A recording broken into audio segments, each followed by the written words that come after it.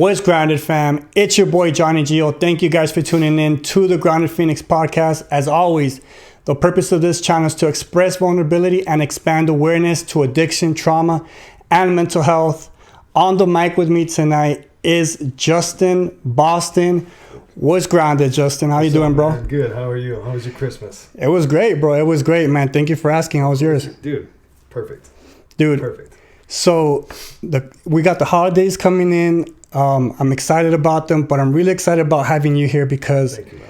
I heard you speak about 2 weeks ago, and man, it was so moving. The talking points, everything you talked about, it was so relatable. Before we get into the recovery aspect, before we get into your sobriety, which congratulations, now you have close to 2 years. Thank you. That's true. That truly is a blessing, man. Truly is a blessing. So before we get into all of that, I know we're going to talk about specific subjects, which we discussed after that meeting.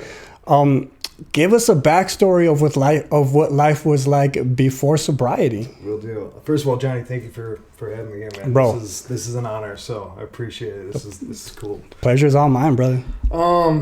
Yeah, man. I will try to get this as encapsulated as possible without going off too many tangents. And I was kind of talking to you earlier, and it's like the way I address my story anytime I'm asked to share it. I've got to get myself grounded in the basics. And the basics is, if I'm in control, I'm going to fuck it up.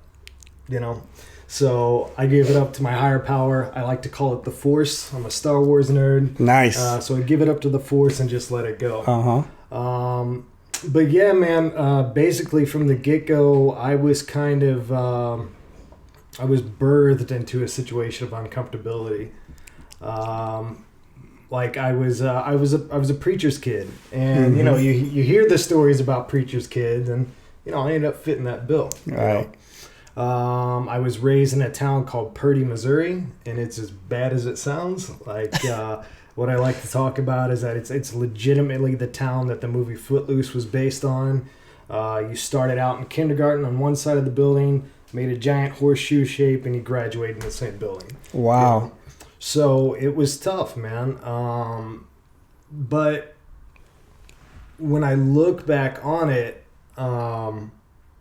there was a landmark in my life that acted as a guidepost for the rest of my life, and that was isolation. Isolation in beliefs. I had a hard time drinking the Kool-Aid, so to speak, of what my father was preaching.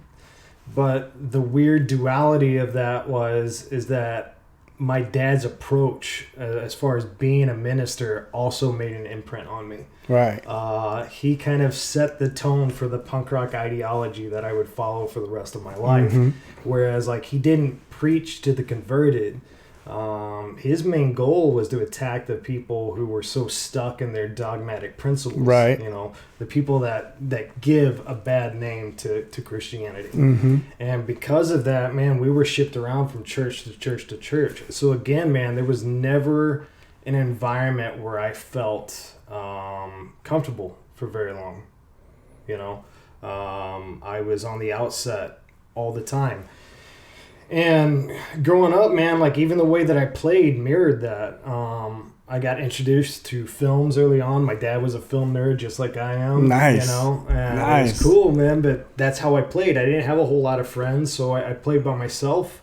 And such a control freak early on at an early age that like I was the director, I was the actor, I was the writer, I was all of it. I played by myself, and wherever I picked up or left off at dinner time, I picked up at the next morning until it was finished. Workaholic. Workaholic, you can call it that. I could say like little junior control freak. Right. But that was the thing, man. So it just to fast forward a little bit, like this was our life. My dad's mission was by proxy our mission. And I want to make just the quick time to say that, like, I know now my dad's purpose and goal was always grounded in us kids. Mm-hmm. He wanted to integrate this mission that he felt God had handed to him and make a better life for us. But seeing this begin to dismantle this man that I saw as an icon, as an idol, right? You know, the toll that this spiritual life took on him, it inserted very early on in my life that, like, for lack of better terms, like fuck God. Yeah. You know, fuck God. And so when he finally uprooted, when he finally decided, and it was literally an overnight thing, man, like overnight, the church was gone. And at this point, church was literally in our house. Mm-hmm. We had, you know, prayer meeting at the breakfast table. We had church in the living room. Like, my dad anointed the doorways with oil. Dude, it was the whole thing. And all of a sudden, to wake up one morning and the church sign is gone, and dad's working on being a bus driver and, you know, a substitute teacher. And then he ended up shifting gears and became a personal trainer, which he's been doing successfully now for, you know, 20 some odd years. Nice. But, like, that was a trip. Yeah. For a young kid to see. Right. So, like, I already had these, like, disbeliefs and questions in my head.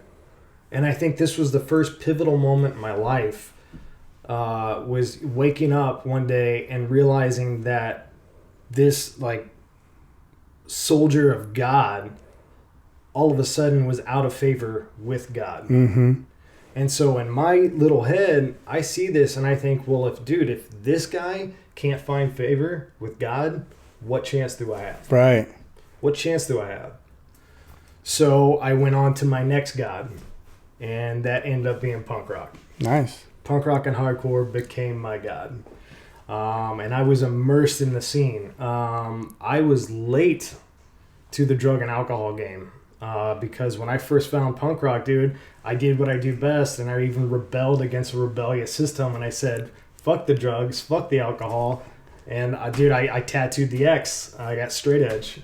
First tattoo is a straight edge tattoo. That's crazy. Just like your pops, though, going against everything. Yeah, like I said, man, these are some realizations that I didn't come upon until deep into sobriety. Right. I didn't realize that, like, how much of an impact my dad was on me.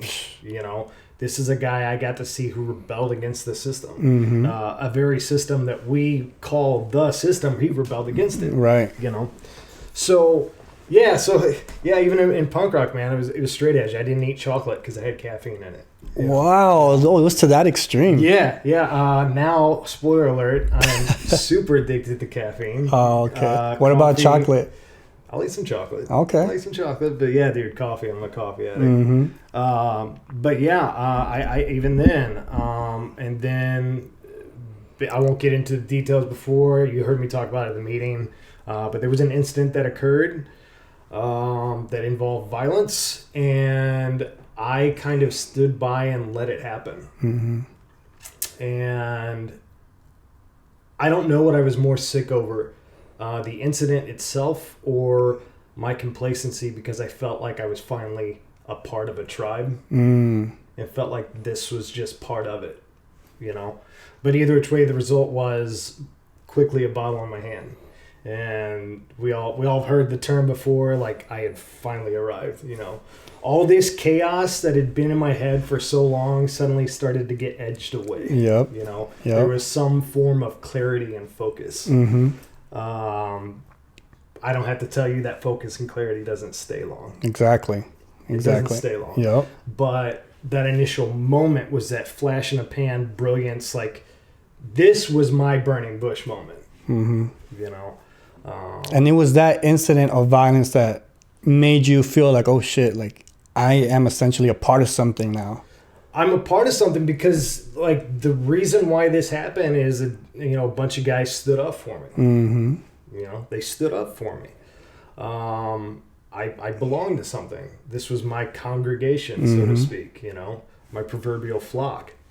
And, but I felt sick over it. And if I get real about it, though, dude, it could have been anything. That beast was always lurking in the shadows. Right. This was just my excuse. This was my moment. And it took root. it took root, and it took root hard. I call myself an alcoholic, and I am blessed by the fact that like I've never done needles, never done anything too hard. But I'm a dumpster case in the fact that like if it was there, and the planets were aligned right, that I was down. Yep. You know, I've done pills, I've done cocaine. You know, but alcohol was my mistress. You know, she's the one. She was really the one curled up next to me. Yep. You know. And from there, dude, it was just, it was failed relationships. I had a failed marriage. I had fights within the family dynamic. I had suicide attempts. I remember there was a time I was, got off work. I was going through a messy breakup. But for some reason I felt awesome that day. Right.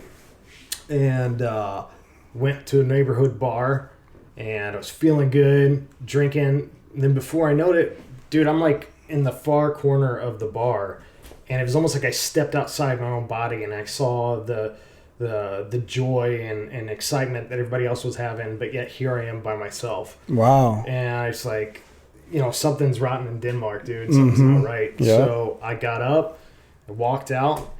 On the walk home, which was maybe 2 blocks, I was living in a little brownstone in downtown St. Louis, and just on the way there, dude, I had to piss, and I had this thought in my head that says, you know what, dude, just go ahead and do it. You're not going to be awake tomorrow to worry about washing yourself up. So I went home. I pissed my pants. That's crazy. Pissed my pants. Got into the room. My apartment, and I had a whole like buffet table of suicide set up, and if one wasn't gonna work, this one was gonna work. You could even say there's that control factor again. And but some reason, dude, like my phone dropped, and this is an old school flip phone, so I still don't have an explanation for this, but I hadn't talked to my father in months, and all of a sudden I know my phone hits on the floor. I've already popped some pills, and I hear my dad's voice on the other end. Wow. It's my dad. I bring that point up not as like a glorification story, but more as like along my life, there have been so many moments that should have been my aha moment. My aha moment that, dude, you're destined for something, but you got to stop this shit. But that was never good enough. I spent 3 days in the hospital, came back out, started just up again, and I had stories like that too. Right before I moved up to Los Angeles, I was dry. I had gotten hit by a bus. Fuck. Yeah, and I made like a commitment to my parents then that I was going to stop, and I stayed student. Dude, I was dry. I wasn't sober. I was dry. No program. There is a distinction. I had no program, so I was a dry alcoholic. And but as soon as I touched down to Los Angeles, picked right back up where I left. Wow. Worse than before. At this point, I had gotten involved with a lady who I'd never even met in person, but we did the smart thing that said, we love each other. Right, so she was waiting for me. So touchdown, man, this is the John Cusack moment of the film, come out, and boom, I ended up moving in with her. We ended up getting married. I've only been in Los Angeles at this point for maybe 6 months. Wow. But dude, I found my soulmate. Yep. Which if you look in between the lines, the subtext of that is, dude, I found my drinking partner for life. We were both addicts. We were both alcoholics. And now I found somebody that I could literally commiserate with. Yep. We could share our misery. Yep. We love company. Yeah. And so through that incident, man, even then, she and I had gotten into some explosive moments, and I had gone through a few dry spells here and there until one night it was my birthday, and she said, you know what? You've been doing really well, and as an alcoholic, that's all I need to hear. I need that permission. Right. I said, you're right. You're right. I really have. I really have. Yep. And, that night I drank like a gentleman, as the book says. I had 2 martinis at a steakhouse. But it was that one night that opened the doorway from not just having birthday to birthday weekend to birthday week. Yep. And by the end of the week, I was in jail. Shit. Dude. I was in jail. Yep. That's the way it happens, bro. Yeah. That's the way it happens. I had become the one dude I swore I would never be. I became that guy. I always idolized the outlaws and the bad boys, and guess what? Be careful what you wish for. Yep. Because that's exactly what happened. Yep. And dude, I've got some great blue eyes, but county blues do not look good on me. I don't know. I beg to differ, bro. I don't know. I'll do something for those eyes, bro. Those eyes are nice. I ain't gonna lie. Yeah, I guess they brought them out. But dude, it was a trip. But the brilliant thing about that is I was fortunate, and I damn well say this every time. I was fortunate to have that 4 months. Because a couple days before I was picked up, I found AA. I'd gone to my first AA meeting. After coming back home and discussing with my wife at the time, I went. And I got to carry that with me when I went into county. And it stuck. It stuck. She went to bat for me and pleaded with the judge, pleaded with the DA, and they gave me a program to do the START program, which is like a drug and alcohol related program. So I did that for 3 months, and then I went to treatment. And this is where I think this is like probably the most pivotal point in my whole journey. As I've kind of discussed before, it's this back and forth, Jacob versus the angel sort of struggle with God that I've had. And I thought I had found God in so many different forms, even atheism. And I put it that way because, dude, atheism is a religion. It's a religion. It's a set of dogmatic principles. Right. And it felt cool because it felt rebellious, but I don't think I ever took root in those belief systems either. So I remember my first night in treatment, and I'm just staring at the bunk right above me, and I felt good, being out of jail after 4 months. I had my belly full of like awesome food, and I got to take a shower, and I felt the summer breeze coming in through the window of my bunk. I was like, nice. Dude, this is rad. This is fucking rad. Living the life right there. And at that moment, though, it was like, okay, all right, let's give this a shot. And I remember talking to God, or my concept of God at that time, and I said literally to him, not like he was some old man in the cloud, and not like he was some skinny dude on the cross or anything like that. I talked to him like a friend. Right. Like a friend. And I said, dude, I'm giving this to you. Your ball. You surrendered right there. That's it. I thought I'd surrendered before, but I didn't surrender. I just got in trouble and I got caught. But right then I surrendered. And 3 nights later, I'm outside and I'm looking at the moon, and I was like, oh shit, I'm looking at the moon. Right.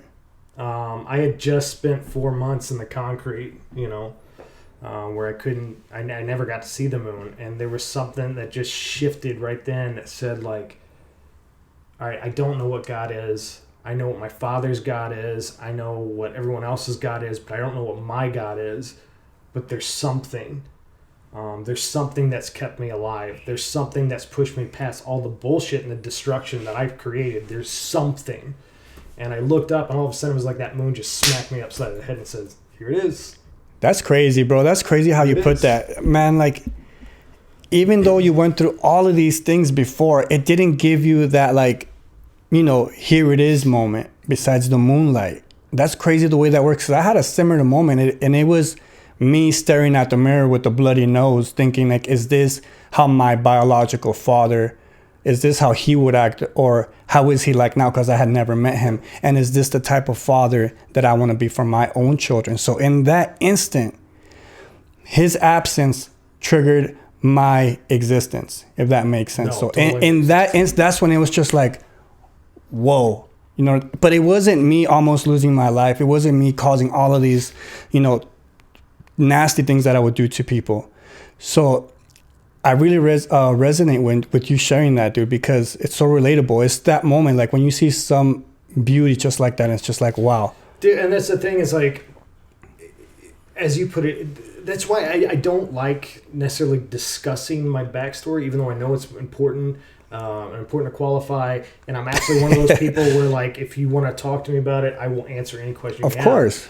But the root of this is that, like, all of that shit that happened, it didn't matter back then. Mm-hmm. It didn't matter because Mm-hmm. it didn't get me to where I needed to be. Right.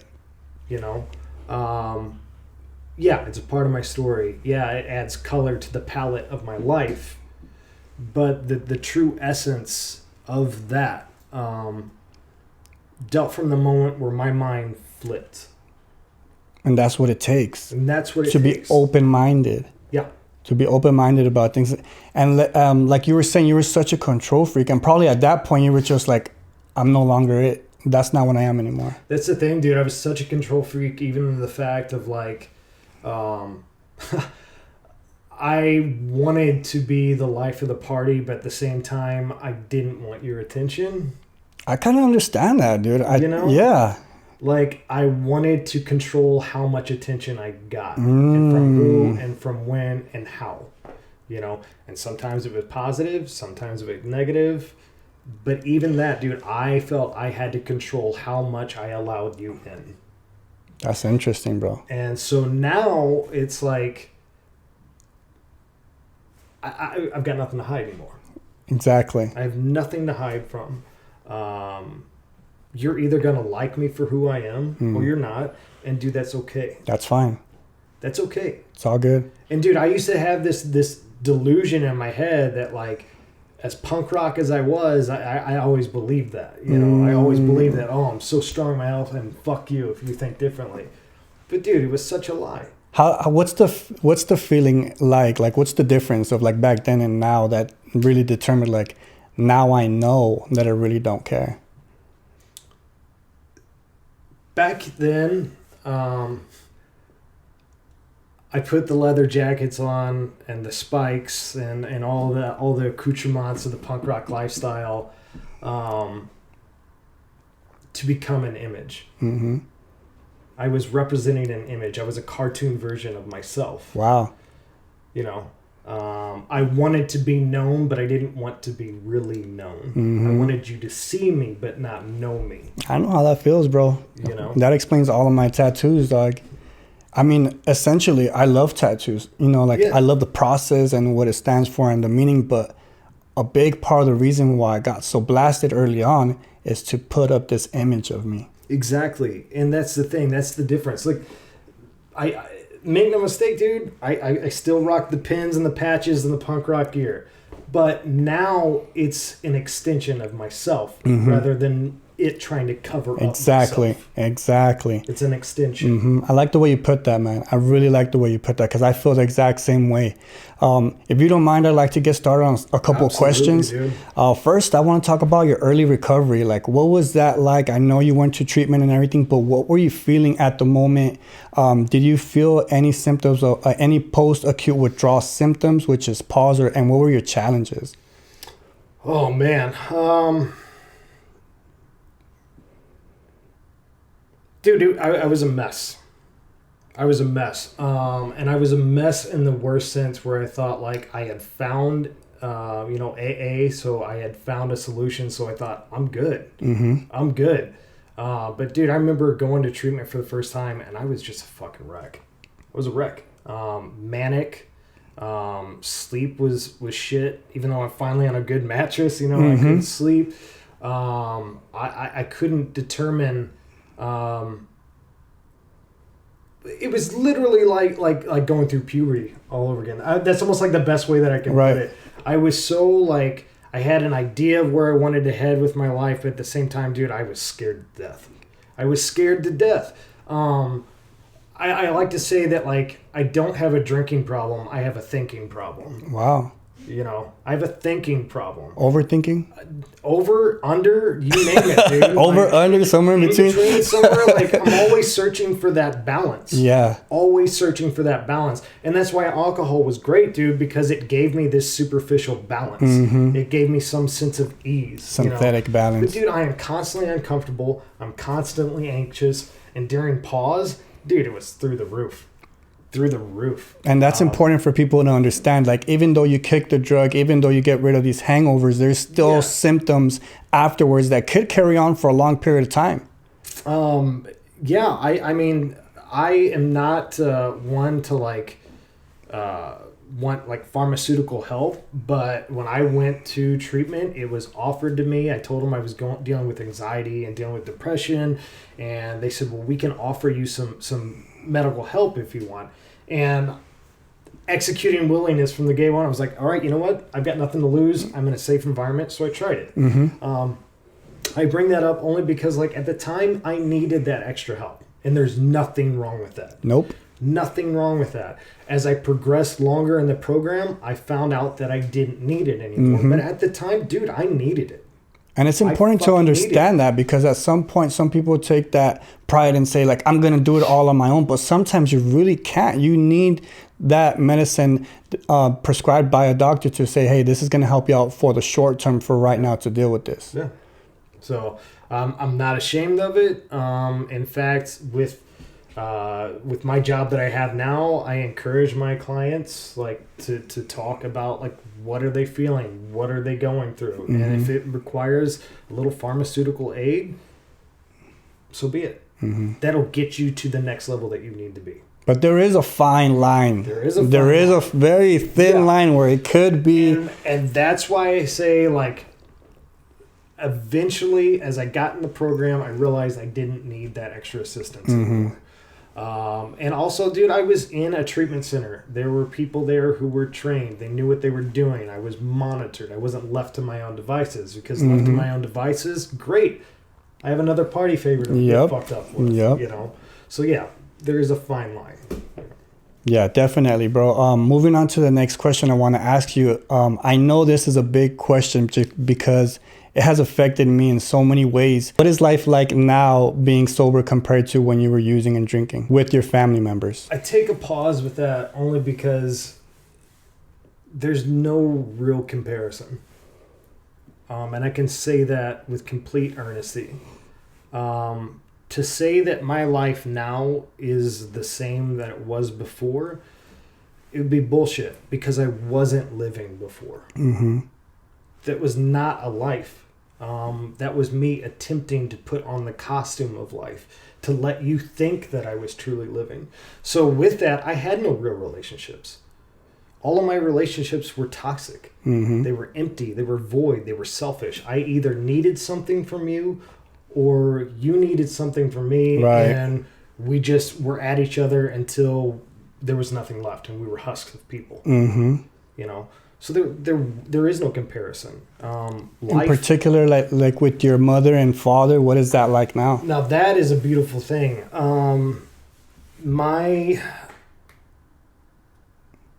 My dad and I, we'll go back. Actually, when I was here and I was talking that night, I had since made amends to my father. I'd done my night step with him. But that night that I came, I didn't realize that he was listening in. And as I kind of talked to you about before, that night was kind of the first night that I really kind of let loose on all my criticisms as a childhood. I know, I remember you shared a moment right there. And then I find out later, you know, my boy who'd been monitoring the page, he says, dude, your dad was on there. Nice. And in my head, I was like, oh, shit. I'm over here like, nice. And he says, dude, he said he loves you and he's proud of you. Mm. How did that feel right there? You know, knowing you got that out and he heard and you're just like, whoa, and he just shared that with you. The best way that I can explain that is earlier in the story, I was telling you about how I realized how much of an influence my dad was on me, right? And I remember, I think it was Father's Day, I gave him a call, and I said, Dad, I just need you to know, you were my icon. Everything that I'm doing now is a reflection of what you instilled in me as a kid. And dude, we both end up crying like little babies, It's a beautiful thing, though. Yeah, man. And he says that's the best thing I could ever receive from you. So since then, my dad is... we finally get to be father and son. So it's a really strong relationship. Super strong. He's... I got to Zoom call him on Christmas. It was great. It was great. And prior to you being sober, how was that like in particular? Were you guys like not talking at all? Were you guys very distant? It was distant. It was terse. It was tense. On again, off again. I even came out here with a screenplay that he and I had co-written together, but as soon as I got here, I dropped off the radar. I didn't talk to him anymore, and that was kind of our relationship. And I used to blame my dad, saying it was his fault. It was his like ideologies, or it was this, that, or the other, but it was always my fault. That's crazy, dude. That's really interesting how you came to that conclusion, because I really resonate with that, dude. And when you talk about your dad telling you how proud he is of you by sharing that, I went back into my own life and I'm like, damn, you know what? Like, there's a couple of things to my stepfather. I wish I could have gave him more credit, because now he's gone, So when it comes to my own kids, that's something that I would really want for them to understand how important they are to me, and that I would want to be that icon for them, just like your dad is to you. So, man, thank you for sharing that, brother. Yeah, of course, man. With that being said, dude, I want to talk about reservations. And a reservation is like that one thing that might or could happen that could potentially be the cause to relapse. Is there something in your instance that you're just like, man, if this happens, I do not think I can be strong enough to pull this off? And what would you do to be strong to pull that through? You know what? My answer to that is, honestly, I don't know. And here's why I say that. I have been through enough things already that should have taken me out. And that's not me saying, I've got my shit together. Right. I'm just saying, like, I always thought that if I lost a loved one, well, I found out in one sentence. I got a letter from who's now my ex-wife, but she said, you're a father in one line and you're not a father in the other. She was 30 weeks stillborn and had no idea. Oh my. And I'm finding this out for the first time in a Dear John letter. That didn't take me out. Wow. I went through a divorce. That didn't take me out. I went through... dude, I always thought that if an apocalypse happened, that would take me out. Now, obviously, we're not living in Mad Max times, but dude, for all intents and purposes, we got shut the fuck down, and I still didn't get taken out. Does that make me comfortable and say that I've got this? The opposite. The reason why I answer I don't know is because the nature of this disease is so insidious that a child didn't take me out, or death of a child didn't take me out. Being locked down didn't take me out. Having a divorce didn't take me out. This didn't take me out. This didn't take me out. But something as simple as, hey, I've ran out of toilet paper, that could take me out. That's crazy, dude. That could take me out. Yeah. So it's my responsibility to know that, to accept that, and realize that, dude, the big things, you can see those. It's the small things that are insidious that will make them, that will infect you. You don't know. You don't know. And so get over the fact that you think you know, because you don't. Because once you think you know, then you're out. Wow. Then you're out. Dude, thank you for sharing that, because for me, my reservation is like losing my kids. Yeah. And like I really appreciate, that advice you gave, just because I kind of not obsess about it, but it's in the back of my head.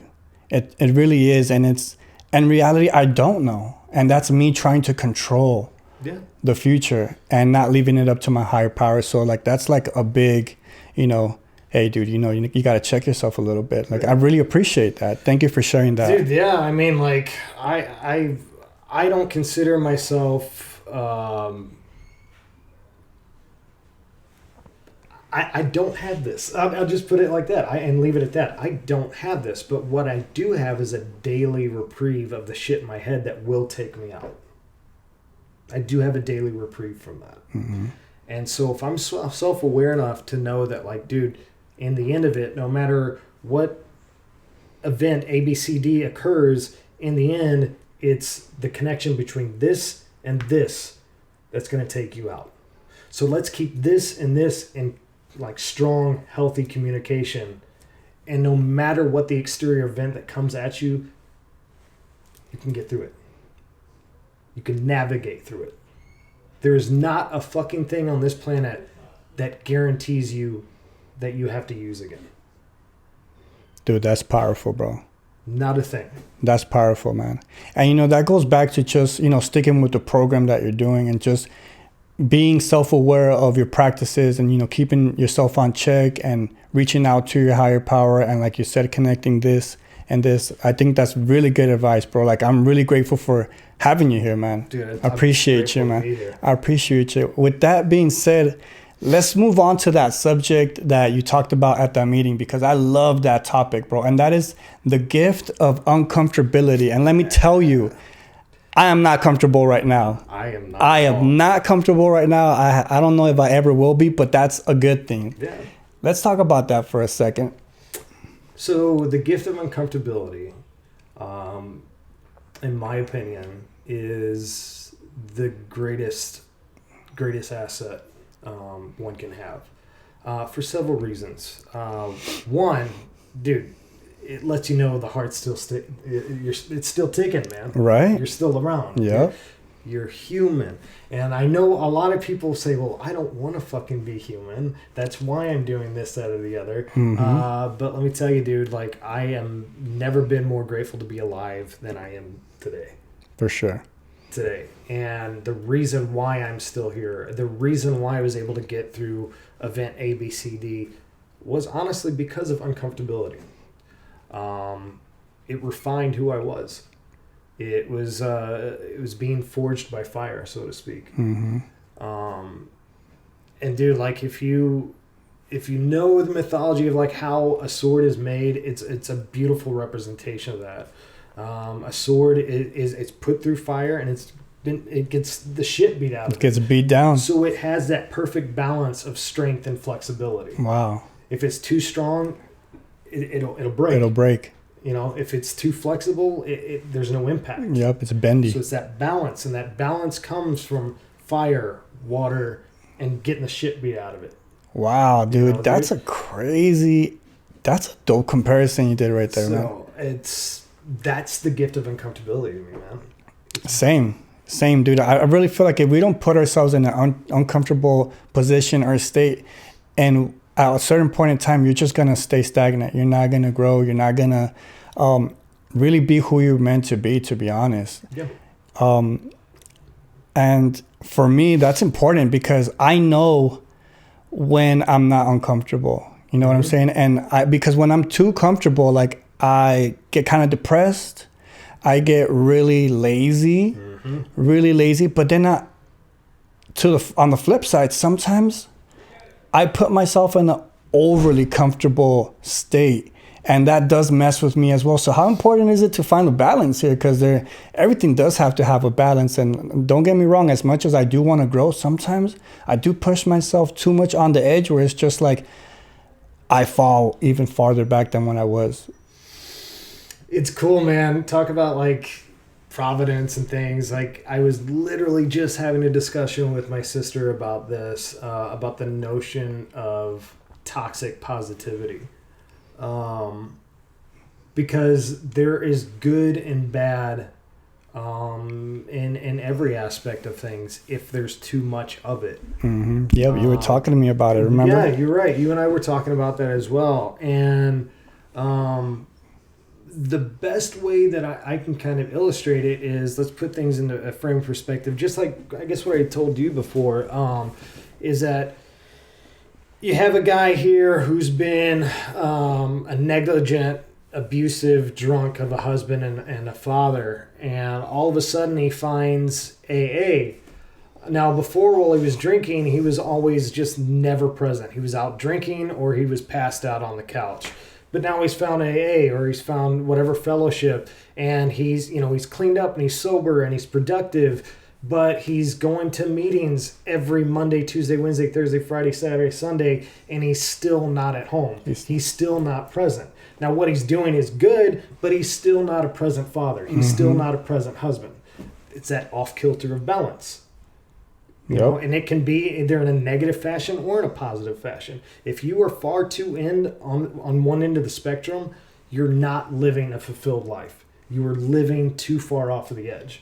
Balance is perspective, and the gift of uncomfortability helps you stay in line with that balance. It helps you stay on track, helps you stay focused. I'm just like you, dude. I know I'm in trouble when I'm just kicking back and like I feel like I've got everything under control. Now, I'm not suggesting that like that you live in a constant state of panic of like, oh my God, I can't enjoy how I'm living. That's not what I'm saying. But what I'm saying is be aware. Be aware.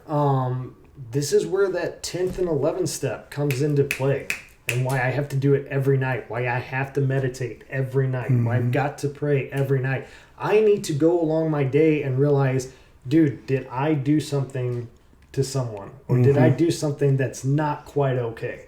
I got to keep myself in check. Yep. It doesn't sit well with us. No. It doesn't sit well with us. Talking about your program, what are some benefits of it, and what else do you do to maintain your sobriety? Yeah. Well, first and foremost, dude, like my program is everything. Without it, I have nothing. Nothing. All of the... every thing that every obstacle I overcome, every success that I have, dude, it's not mine. I don't own that. I share that and owe that to the program, to the higher power, to my fellowship. Like I make it known every time that every success that I make in life, it's a success I share with everyone. So it's a success I share with you. It's a success I share with you guys. It's not mine. And dude, one of the things that I always thought I was going to get tripped out about, is I was convinced, dude, that I was a creative person. I was a writer. I was a musician, and all of my idols were alcoholics, So like, if I lose alcoholism, then I'm going to lose my creativity and lose my passion. Right. Dude, that's bullshit. Yep. That is bullshit, because the reality is I was more fucked up, and the shit that I came up with was fucked up.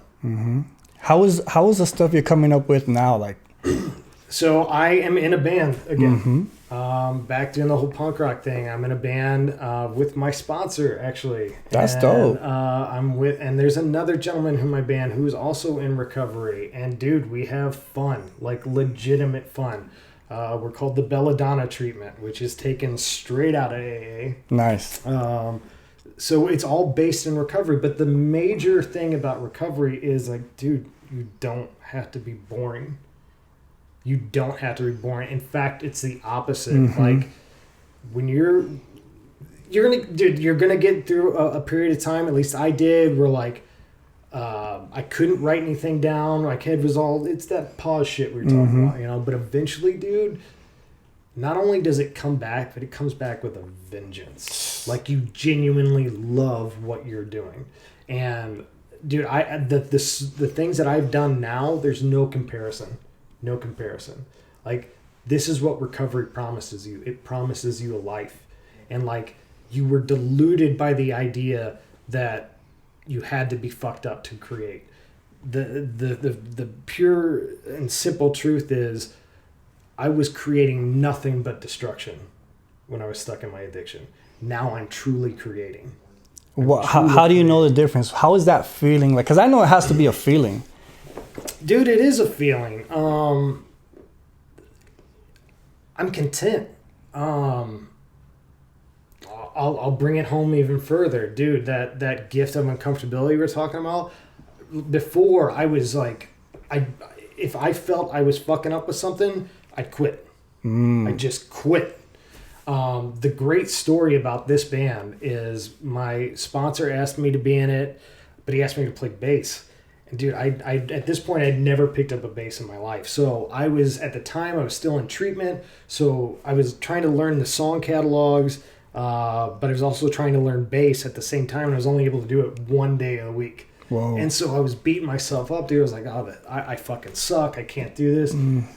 But I kept on going. My sponsor kept on telling me, dude, you're right where you need to be. And let me put it a little bit further. That's my motto for life.